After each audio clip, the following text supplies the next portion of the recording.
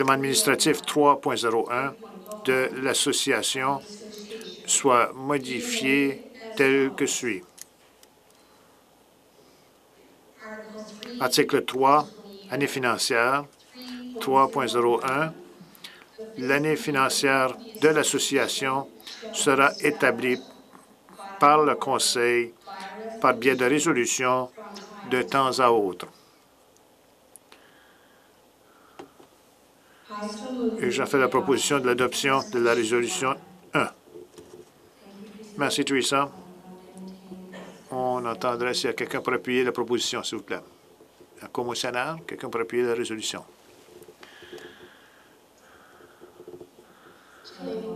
Microphone 3, Ring, je l'appuie. Merci, Jillian.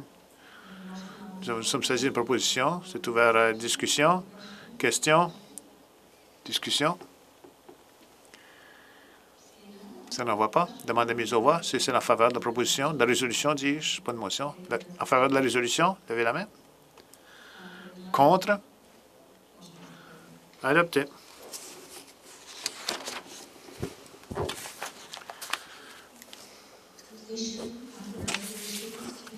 Ce qui termine le rapport de comité de résolution. Merci, Madame la Présidente. Voilà qui met fin au rapport de comité des résolutions. Merci, Teresa. Teresa, présidente du comité de résolution, de votre rapport. Merci.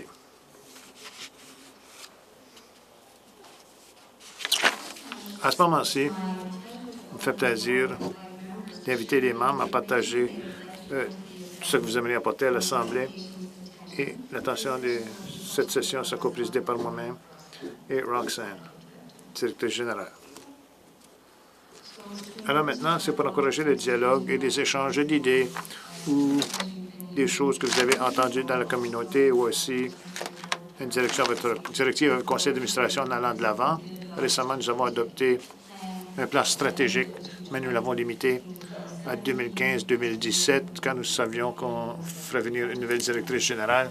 Et le conseil d'administration pensait que c'était prudent d'avoir un plan plus court écouté pour passer de l'avant. Mais s'il vous plaît, c'est votre occasion pour partager ce que vous aimeriez partager avec nous au sujet de la profession, de l'association.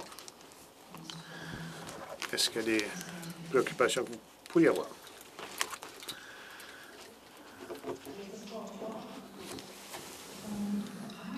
J'ai une question. Comme l'examen NRLEX. Je ne sais pas où commencer. En tant qu'infirmière francophone et enseignant des étudiants francophones, j'ai une préoccupation au sujet de l'accès à des banques de questions rédigées en français ou traduites en français. Je ne parle pas de l'examen même, je parle plus de ces banques qui sont disponibles pour que les étudiants puissent s'exercer à répondre aux genres de questions auxquelles on devrait s'attendre de voir sur l'examen. Maintenant, est-ce que la décision a été prise d'aller de cette façon pour les examens? L'Université de Moncton a tenté très fort d'en arriver avec des stratégies pour mieux préparer les étudiants et étudiantes. Je pense qu'on a bien réussi, considérant la courte période de temps que tout le monde a eu pour se réajuster, comment on pouvait les préparer. Étant un des membres du corps professoral à mon campus responsable pour préparer les élèves, les étudiants et étudiantes, c'est-à-dire on trouve difficile et frustrant parfois de ne pas avoir accès à une banque de questions disponible pour permettre aux étudiants et étudiantes de mieux se préparer, par conséquent, d'avoir meilleure chance de réussir. Maintenant, Cousin nous a aidé beaucoup avec des webinaires, des ateliers et afin de nous familiariser avec le genre d'examen dont il s'agissait. Ça a vraiment aidé. Maintenant, je ne sais pas si vous savez, est-ce qu'il y a des plans du groupe réglementaire afin d'offrir plus d'informations et plus de matériel pour mieux préparer les infirmières francophones pour cet examen. Merci de cette question, Suzy. Et je vous reconnais que vous m'en parlez en anglais, alors je vais répondre en anglais. Merci de cela. Et comme vous le savez, on a fait la transition à cet examen commencé en janvier 2015. Alors, jusqu'à ce que la rédaction au mois d'octobre 2014, on utilise toujours l'examen canadien des infirmières matriculées. Et cet examen a connu plusieurs changements au cours des années. Et je crois que c'est à peu près environ 15 ans maintenant. L'Association canadienne des infirmiers et infirmières, conjointement avec l'ASI, a commencé à offrir un guide préparatoire pour ceux qui vont subir l'examen. Notre nouveau fournisseur pour l'examen, le Conseil national des infirmiers, a été très clair, comme ceux qui fournissent l'examen, ceux qui ont élaboré l'examen, qu'ils ne voient pas la préparation, un guide de préparation comme étant du travail approprié pour eux. Approprié s'ils le voient comme un conflit d'intérêts en réalité parce qu'ils préparent le guide. Cet examen existe maintenant sous son format actuel comme examen adapté aux ordinateurs depuis, je crois, 1986.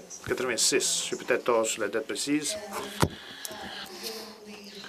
Et vu les centaines de milliers de personnes qui existent aux États-Unis, c'est un marché connu et il y a un marché commercial robuste de guides de préparation d'examens qui ne sont pas appuyés par le Conseil national des conseils des associations infirmières et il y a une variété de fournisseurs d'ateliers disponibles pour cela.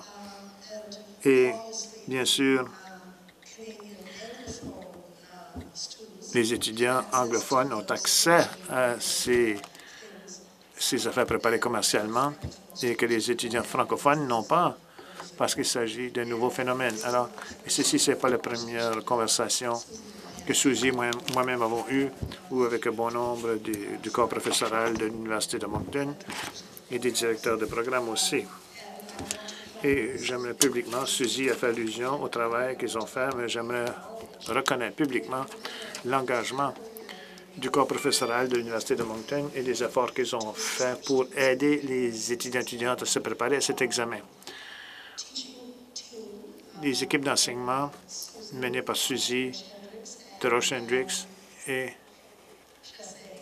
Anne Chassé, appuyées du groupe des 3 sites de l'Université de Moncton, ainsi que les étudiants et étudiantes sont en train de traduire les questions qui sont disponibles au niveau commercial pour commencer à donner à leurs étudiants et étudiantes une certaine occasion de s'exercer. Et je dois vous féliciter de cela.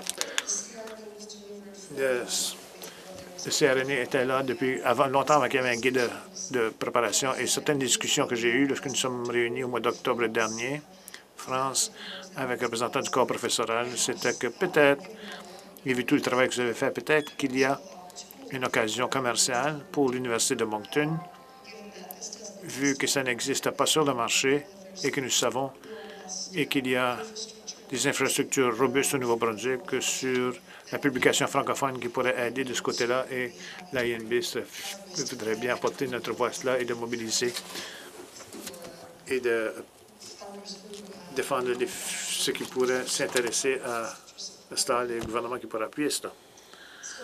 Alors, nous reconnaissons que ça n'existe pas, mais ce que j'aimerais souligner, c'est que cet examen, c'est pour valider les compétences minimales à l'entrée à la pratique et tout en s'exerçant et en pratiquant, ça va donner un avantage aux étudiants et étudiantes. Ça devrait amoindrir leur niveau de stress, etc.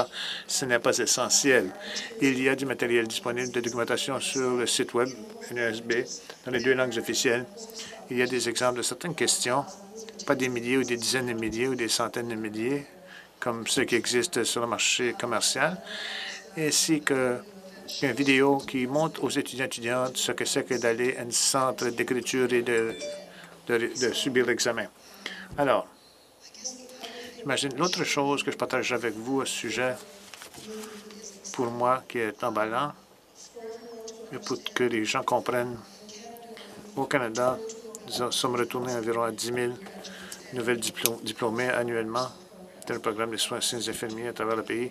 Et il y a une décennie, on n'avait que 5 000 diplômés. Alors, ça, c'est une merveilleuse chose et nous avons besoin, vu les données qu'on vous a données ce matin, quant à l'âge des infirmières immatriculées au Nouveau-Brunswick. De ces 10 000 candidats d'examen, à chaque année, règle générale, il y en a un petit peu moins de 300 ou un petit peu plus de 300 francophones.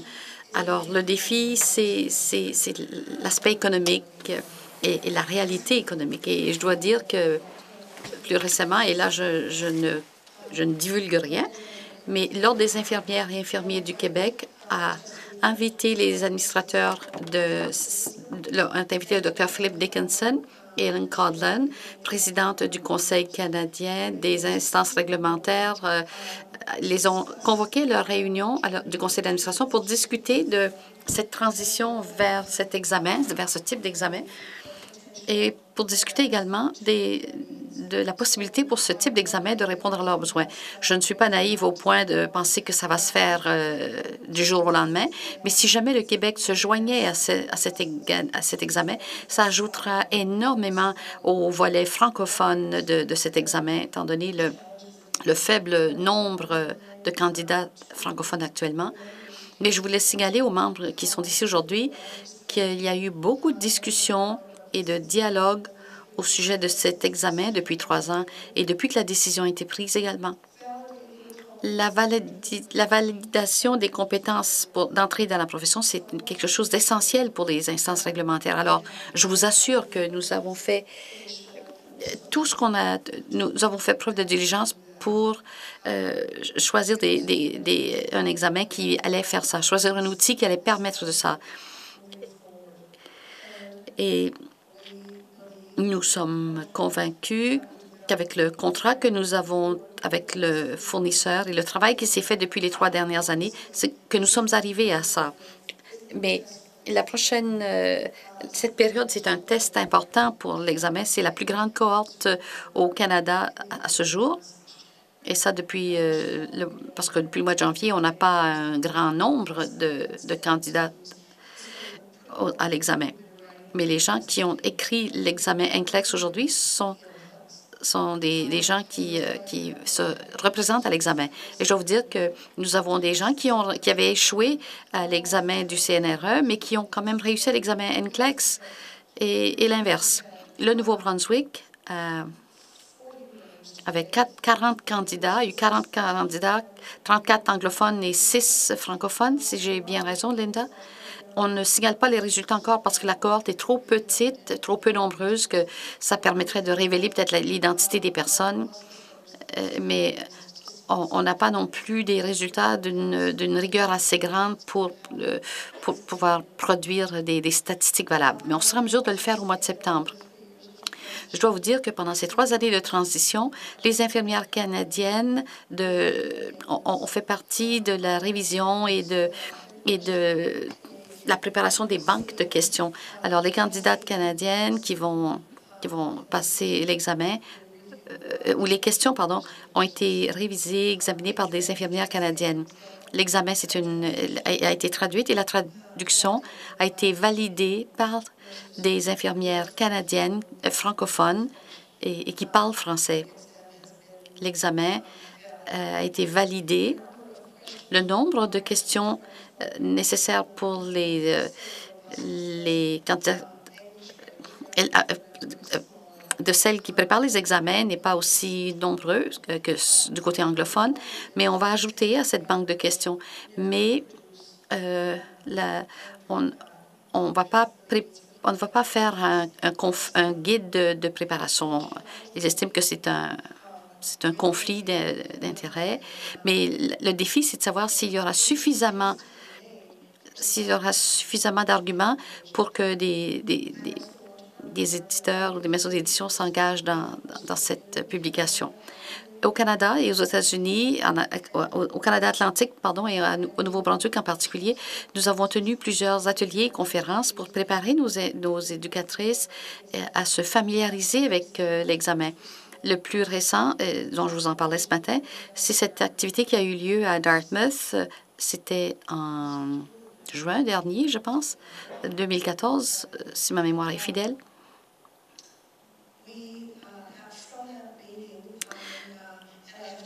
Je dois vous dire que les 4 provinces atlantiques ont partagé, ont accueilli ces personnes, et c'était le plus grand groupe des deux universités. Alors, félicitations pour les organisateurs. J'ai demandé à la CSBN d'organiser un atelier ici dans la province. Ça sera le 27 août et la documentation est prête. Ça sera gratuit. Ça aura lieu ici au Delta et on mettra l'accent justement sur la préparation des questions d'examen. Nous offrirons les services d'interprétation simultanée et ça sera disponible pour les éducatrices néo-brunswickoises seulement. La région Atlantique, Cousin, m'a demandé si on pouvait faire ça en collaboration avec une conférence de Cousin, mais le CSBN n'avait pas la possibilité de le faire. Mais ils seront là au mois d'août. Ça peut sembler une date plutôt étrange pour les gens, mais pour les éducatrices, les professeurs, ça tombe bien parce que c'est à ce moment-là que les profs de faculté reviennent à leur travail avant l'arrivée des étudiants.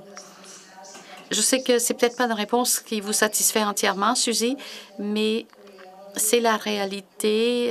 Mais nous allons continuer notre travail avec l'Université de Moncton et nos partenaires francophones. Et je dois vous dire que mes discussions avec Carole Marquis, le secrétaire général de l'OIQ, ont été très positives. Je ne veux pas vous donner des espoirs qui ne se réaliseront pas, mais il faut dire que le Québec a aussi des défis du côté de son examen, parce qu'au cas où vous ne le savez pas, le Québec a quitté les rangs du CNRE il y a quelques années, je dirais même peut-être 20 ans, et leur départ était dû au fait qu'ils s'inquiétaient énormément de la qualité de leur programme de formation. Ils avaient l'impression qu'ils n'avaient aucune autorité au Québec pour réviser les programmes de formation. Alors, ils ont voulu mettre l'accent sur la préparation de leur propre examen. Les taux d'échec au début étaient très élevés, mais ce qu'ils attendaient s'est produit, mais le programme a bien réagi et ils ont vraiment amélioré la qualité de leur programme. Ils ont utilisé un mécanisme d'examen très rigoureux. Ils ont convoqué un groupe de psychométriciens par l'intermédiaire de l'Université Sherbrooke. Et il y avait là des structures pour des examens cliniques plutôt. Et bon, vous me direz que c'est peut-être trop d'informations, mais il faut comprendre la complexité de tout ça. Lorsqu'ils ont commencé cet examen, ils avaient 48 stations pour ces examens cliniques, ce qui veut dire une station où vous avez une personne qui est formée pour agir comme un patient avec un problème en particulier et 2 observateurs qui observent l'élève, l'étudiante et notent. Au fil des ans, ils ont réduit le nombre de ces stations d'observation et l'année dernière, ils sont passés à un examen entièrement à l'écrit. Et ils ont eu des difficultés aussi avec la traduction vers l'anglais de leur examen. Et tout ça, ça démontre les défis d'une province comme le Québec, malgré ses ressources, qui éprouve des difficultés à maintenir ces normes. Alors, si le Québec joignait les rangs et utilisait l'examen NCLEX, ça sera vraiment un atout pour les candidats francophones. Nous avons environ 150 candidats francophones à l'examen. Il y en a 300 au Canada.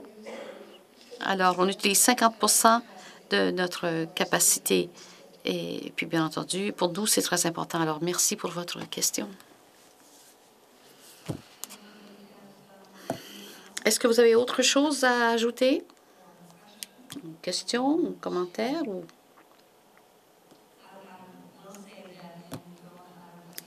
J'ajouterais que j'ai participé à une session ici à Fredericton. C'était la semaine dernière, je pense.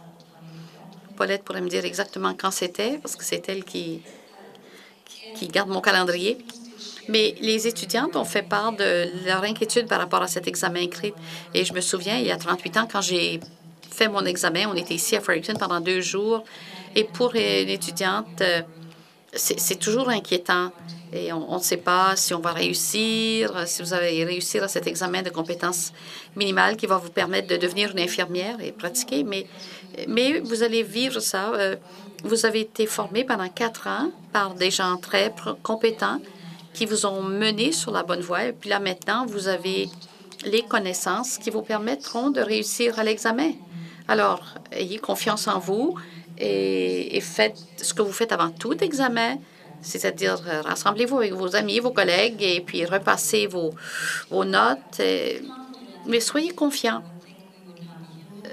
Ce ne serait pas normal que de ne pas sentir cette inquiétude, mais je sais que les programmes de formation qu'on offre ici au Nouveau-Brunswick sont excellents et je suis tout à fait confiante, non seulement dans notre système, mais dans les étudiantes aussi. Mais je ne minimiserai pas pour autant la crainte que ça suscite. C'est beaucoup de nervosité. À ce moment-là, quand j'ai écrit mes examens, bon, on divisait tout ça selon les sujets, mais les examens continuent d'évoluer, tout comme le nursing. Et c'est ça, nous allons continuer de changer pour répondre aux besoins des patients. Mais il ne faut pas minimiser le fait qu'effectivement, c'est un stress, c'est un gros changement que c'est une nouvelle forme d'examen et on est à l'écoute. Est-ce que vous avez des choses à ajouter? Oui. Ce matin, je n'ai pas parlé lorsque Marlene nous a demandé nos commentaires, mais j'écoutais les commentaires et je réfléchissais justement à la richesse du travail de ce comité dont elle a parlé ce matin. J'ai eu l'occasion, il y a quelques semaines, de participer à la journée de recherche de l'Université du Nouveau-Brunswick. Et là aussi, on a fait le lancement d'une nouvelle présidence, la nouvelle doyenne. Elle est une collègue de l'ancienne doyenne, Kathleen Valentine. Excusez-moi, j'avais oublié son nom. Je dis que c'est bon, le sirop que je prends, le Robbie, tout ça.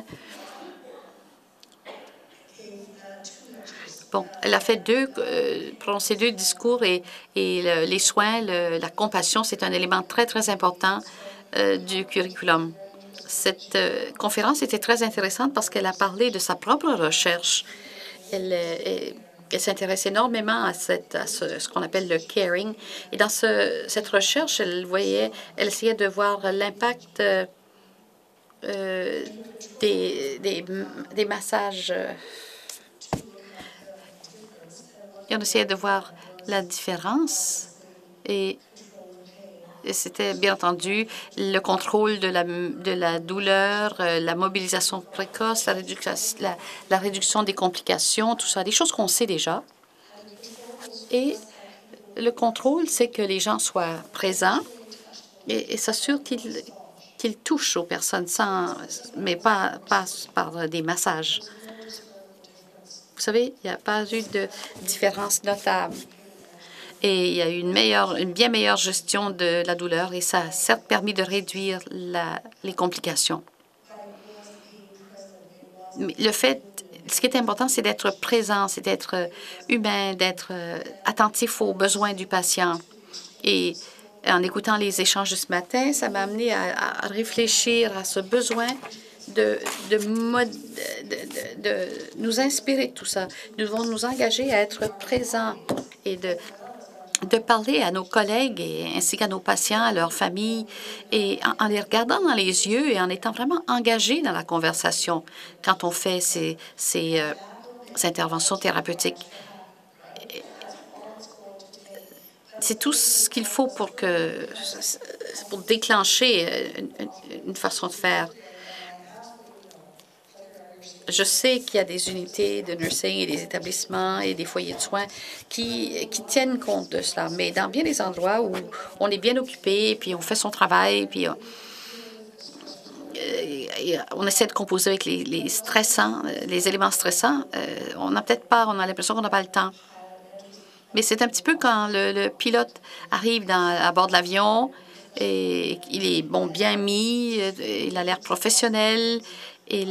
Sa formation, il prend ses responsabilités au sérieux et avec tout respect. On en sait maintenant un peu plus ce qui se passe dans la cabine des pilotes. Mais bon, moi, je suis Je suis membre du public, je ne suis pas à l'intérieur de ces portes-là. Peut-être que j'ai eu un sentiment erroné de confiance, là, mais j'ai aussi été dans des taxis à certains moments. Je me souviens quand Sue et moi, on était à Toronto en conférence et on a eu l'occasion de participer à l'Assemblée annuelle ou au banquet de l'Association des infirmières de l'Ontario. Et on était convaincus que le chauffeur de taxi avait abusé de substances et on espérait qu'on allait finir par se rendre là où on devait aller. Mais, face à part, je peux vous dire que lorsque j'étais infirmière en pratique et mes deux sœurs qui étaient infirmières, une qui est devenue avocate depuis, mais même si je suis plus infirmière comme telle, j'ai toujours bonne réponse à leurs questions, mais je sais que ma meilleure expérience, ça a été lorsque j'étais présente. Alors, c'est le défi que je vous lance. Soyez présent à vos patients.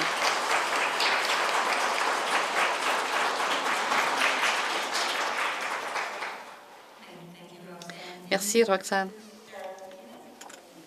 Oui, Brenda? Excusez-moi, Brenda, vous êtes tellement tranquille, là. Je voulais commenter ou faire suite aux propos du Dr. Sumatou. Vous savez, le Nouveau-Brunswick est sur la même voie que ce que vous venez de nous décrire quand on parle de soins axés sur le patient et la famille. Et c'est la même chose pour notre direction stratégique. Quand je vois ce que notre association veut faire, et je peux voir des similitudes assez importantes. Et je suppose que ce n'est pas seulement au Nouveau-Brunswick et en Saskatchewan que ça se fait. Ça se fait partout au pays, fort possiblement à l'international. On fait beaucoup de choses à grande échelle pour appuyer ces initiatives-là et justement ramener la voix du patient et l'expérience du patient. Pas qu'on l'ait perdu, mais on s'est peut-être laissé distraire un peu. Mais c'est important que nous, en tant qu'infirmières, soyons en mesure de ramener nos inquiétudes, notre point de mire à ce qui est important pour le patient. Il faut toujours mettre les choses en contexte et je pense que cela va nous aider vraiment à faire des progrès et à atténuer ces inquiétudes des patients et de leur famille. Les générations sont nouvelles. Maintenant, les gens ne suivent pas nécessairement tout ce que le médecin leur dit ou ce que l'infirmière leur dit. Ce qui vient en premier, c'est ce qui les préoccupe. Et non pas, c'est pas de dire qu'est-ce que je peux faire pour vous, mais plutôt quels sont vos besoins. Et dans les soins à domicile, par exemple, ça, on l'apprend très, très rapidement. Quand vous entrez chez quelqu'un, on vous invite à l'intérieur et les besoins sont ce qu'ils disent être. Parce que si vous n'êtes pas sur la même longueur d'onde, ça va pas donner grand-chose. Donc, de plus en plus, on voit ça dans nos établissements de soins aigus. Et c'est important pour les infirmières d'être conscientes de ça. Important également pour les étudiants et les étudiantes. Il faut voir comment on peut aider aux patients à améliorer leur état de santé à un point où ils n'auront peut-être plus besoin de nos services, ce qui sera formidable pour eux, ou encore à un point où ils peuvent contrôler, gérer leur maladie de la meilleure façon possible grâce à notre aide et à notre appui. Tout ça pour vous dire que le Nouveau-Brunswick, je pense, est sur la bonne voie. Nous voyons les choses un peu dans la même lumière et ça revient à l'infirmière et le patient et la communication qui existe entre les deux et ce que vous pouvez faire à ce moment-là. Alors, je voulais dire continuer. Je sais qu'on le fait de différentes façons. Il y a bien entendu moyen d'améliorer. Les attentes vont changer au fur et à mesure, c'est certain. Merci. Micro 4. Martha Vickers, infirmière praticienne, Bathurst. J'avais un commentaire et un défi que je vous lance, et ça touche l'accès aux soins. J'ai eu l'occasion de siéger de rencontrer le ministre de la Santé la semaine dernière lors d'un comité consultatif qui regroupe différents professionnels de la santé à travers la province. Il était là pour écouter ce qu'on avait à dire, prêt à écouter les idées de chacun. Mais le message qu'on a retenu, c'est qu'il faut travailler ensemble. Et ça peut sembler tellement simple, mais tout le monde continue de travailler, chacun de son côté, essayant de faire de son mieux, mais on ne communique pas comme si nous formions une vraie équipe. Il y a beaucoup de travail à faire et ça revient à chaque personne de s'assurer que la communication se fasse. Dans l'équipe où je travaille, j'ai mon propre groupe de patients que je suis de près, mais il faut que ça soit constitué de façon à ce qu'il soit vraiment au cœur de l'équipe. Et ça, c'est un nouveau concept pour ceux qui ont l'habitude d'aller voir le même médecin depuis 40 ans et qui se font dire, ben voici ce que tu dois faire, voici les médicaments que vous devez prendre. Mais il faut aller au-delà de cela. Il faut aller vers ces autres membres de l'équipe. Et c'est pas nécessairement le médecin qui mène l'équipe, c'est plutôt le patient qui est au centre. Bon, je prêche aux convertis, je le sais, mais c'est à nous de faire comprendre cela au gouvernement, parce que c'est ce que nous disent les patients. Les patients veulent être entendus et écoutés, et très souvent, c'est ce qu'ils recherchent, c'est-à-dire quelqu'un qui puisse écouter ce dont ils ont besoin. Et peut-être que un jour, lorsqu'il viendra à la clinique, ce ne sera peut-être pas le médecin qu'ils auront besoin de voir.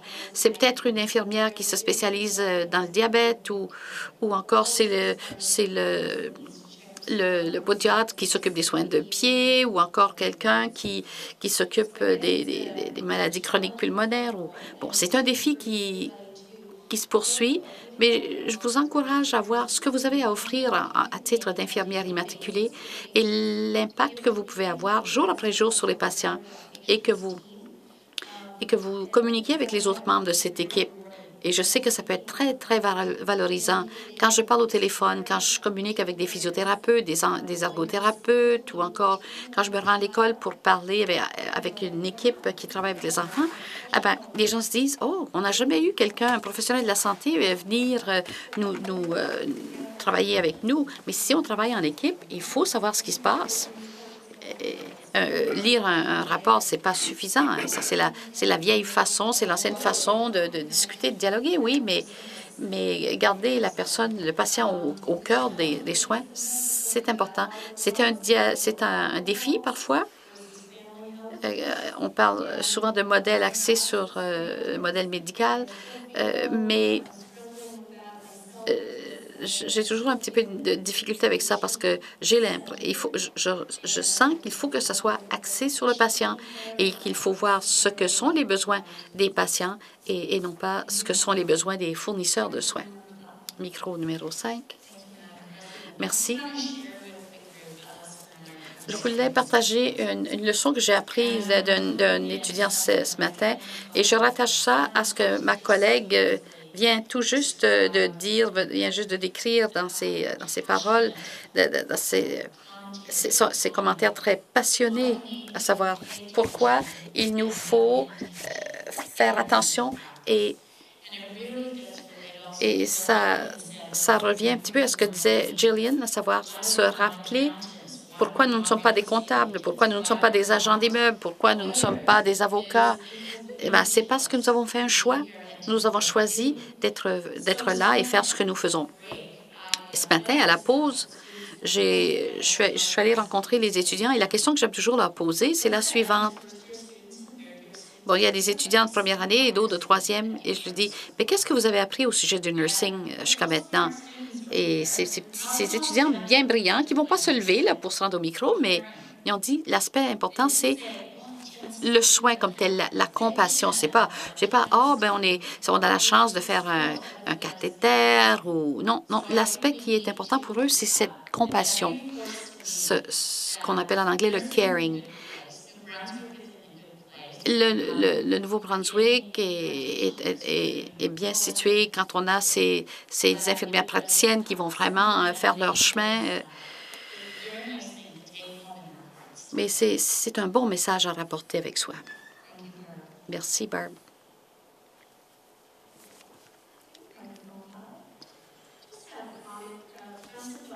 Francine Bordage.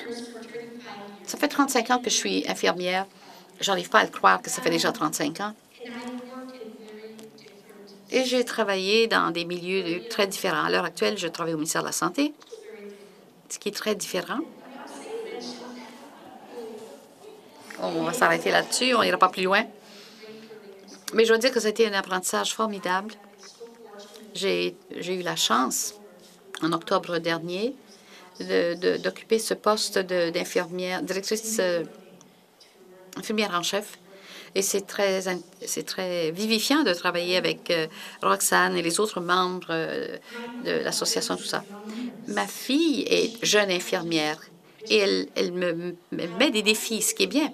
Moi, j'ai toujours pensé, et encore aujourd'hui, je pense que le nursing dispose d'un grand pouvoir. Mais on m'a dit, on dit, mais on ne le sent pas. Et ma fille m'a mise au défi et m'a dit, « Maman, tu dis qu'on a beaucoup de pouvoir, mais on n'en a pas vraiment. » Ben, je pense qu'il faut comprendre qu'on a ce pouvoir d'influencer versus le pouvoir de changer le monde. Mais on a ce pouvoir d'influencer, mais c'est comment harnacher ce pouvoir. C'est ça qui est important. Parfois, j'ai besoin d'aide pour faire ça. Et je pense qu'on a besoin de s'entraider. Il faut se montrer les unes les autres comment, justement, harnacher ce pouvoir pour influencer les décisions politiques et pour faire tout ce qu'on souhaite faire. Nous ne sommes pas seuls.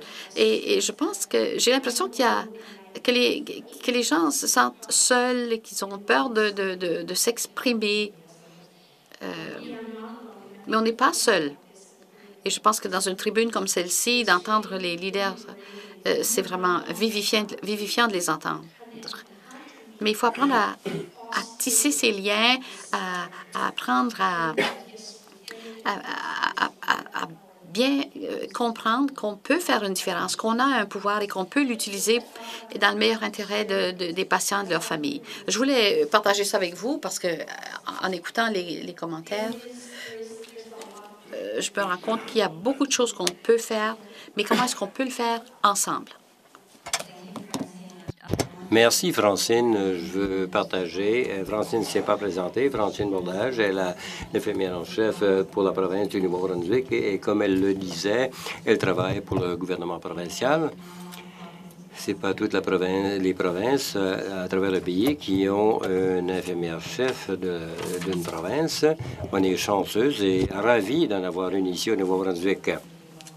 On veut renforcer cela, cette décision d'avoir une infirmière-chef de la province à toutes les fois qu'on rencontre des fonctionnaires du gouvernement. Et lorsque sa prédécesseur a quitté ce poste, nous étions très ravis de l'avoir nommée là pour lui succéder. Eh bien, merci beaucoup pour la discussion et la rétroaction. Et c'est très bien pour les étudiants, c'est très bien la compassion et l'essence même des soins qu'on prodigue. Alors, à ce moment-ci, nous allons prendre une pause nutritive et si vous voulez revenir aux alentours de 15 heures, nous allons continuer la séance d'affaires.